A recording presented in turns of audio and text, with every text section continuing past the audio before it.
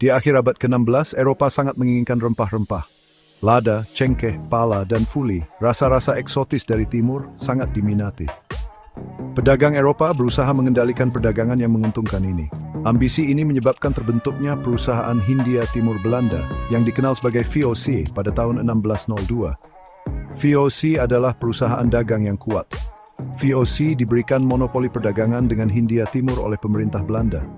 Monopoli ini memberi VOC kekuatan dan pengaruh yang sangat besar. Perusahaan dapat mendirikan pos perdagangan, membangun benteng, dan bahkan berperang. Itu adalah kekuatan yang besar untuk kolonialisme. Pendirian VOC menandai titik balik. Ini menandakan awal kolonialisme Eropa di Indonesia. Kedatangan perusahaan di Nusantara akan berdampak besar pada sejarah wilayah tersebut. Ini memulai berabad-abad pemerintahan dan eksploitasi kolonial.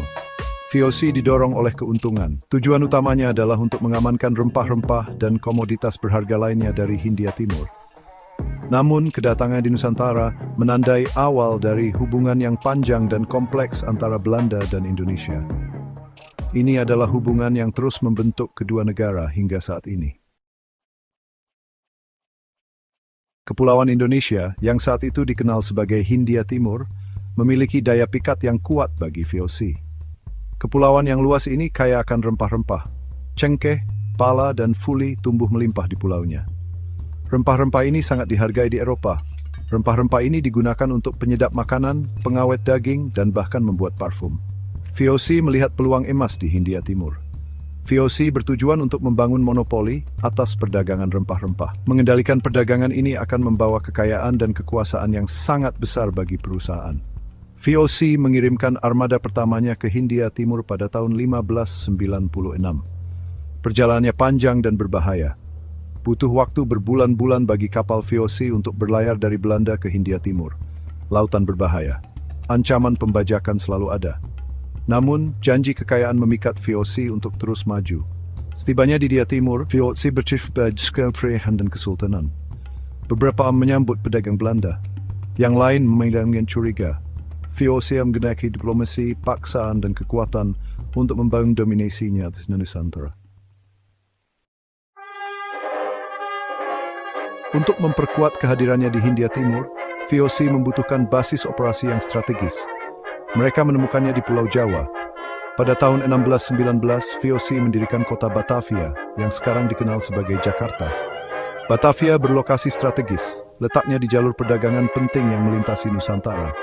Batavia dengan cepat menjadi markas besar VOC di Asia. Batavia berfungsi sebagai pusat perdagangan.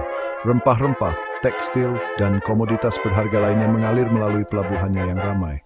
Dari Batavia, VOC memperluas jangkauannya ke seluruh Nusantara. VOC mendirikan pos perdagangan dan benteng di pulau-pulau utama. Namun Batavia bukan hanya pusat perdagangan. Batavia juga merupakan simbol kekuatan VOC. Perusahaan membentengi kota dengan kuat. Mereka membangun tembok dan benteng yang megah untuk melindungi kepentingan mereka. Di dalam tembok ini, hierarki sosial yang kaku muncul. Pejabat dan pedagang Belanda menempati tingkat atas. Penduduk asli Jawa semakin terpinggirkan. Mereka seringkali terdegradasi ke pinggiran kota atau dipaksa bekerja di perkebunan VOC.